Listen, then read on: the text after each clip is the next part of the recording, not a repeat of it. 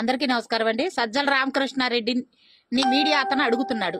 అసలు నేను మీడియా వాళ్ళని ఒకటే అడుగుతున్నా, ప్రజల చేత ఎన్నుకోబడిన వ్యక్తి సజ్జల రామకృష్ణారెడ్డి, లేకపోతే ఒక ఎమ్మెల్యేనా, లేకపోతే మంత్రి, లేకపోతే కౌన్సిలరా? అది కాదంటే మాలాగా పార్టీ కోసం ఒక పార్టీ సిద్ధాంతాలను నమ్ముకుని ప్రజలు సేవ చేయడానికి వచ్చాడా? ఎందుకోసం అతన్ని ప్రశ్నిస్తున్నారు పద్దాకా వెళ్ళి? అతను ముందు మైక్ ఎందుకు పెడుతున్నారు? అతను ఎవడు అసలుకి? రాష్ట్రానికి వాడు ఎవడు? సజ్జల రామకృష్ణ రెడ్డి అనేవాడు ఎవడు? కేవలం వాడొక రెడ్డి. జగన్మోహన్ రెడ్డి చుట్టం.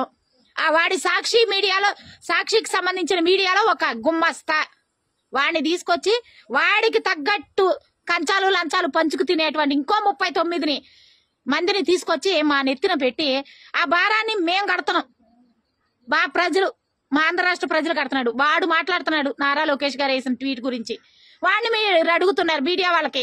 కాస్తైనా ఒకసారి ఆలోచించండి. ఎవరిని అడగాలో తెలుసుకుని అడగండి. వాడు సమాధానం చెప్తున్నాడు, మీ అయ్యా వెన్నుపోటు ఎలా పొడిచాడో అడగమని. అరే బాబు, నువ్వు జీతం తీసుకునే నీ జగన్మోహన్ రెడ్డిని అడుగు. సొంత బాబాయిని ఎలా చంపావు? నువ్వు చంపావా? నీ పెళ్ళం చంపిందా? లేకపోతే నీ తమ్ముడు చంపాడా? లేకపోతే కిరాయాళ్ళను పెట్టి చంపించారా అని ముందు క్వశ్చన్ చెయ్యి.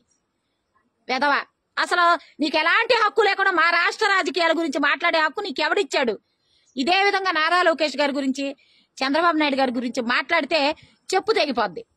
మేమిచ్చే జీతభత్యాలు తీసుకుని బతికే వెదవా, వాటిని తిని అక్కడక్కడ ఆస్తులు కొనుక్కుని బతికే పనికి మాలిన కుక్క నారా లోకేష్ గారి గురించి మాట్లాడితే మాత్రం మర్యాద ఇచ్చే పని లేదు. నాలిక తెగ్గొస్తామని చెప్పి సజ్జల రామకృష్ణారెడ్డికి చెప్తూ సెలవు తీసుకున్న మీ అసలేటి నిర్మల.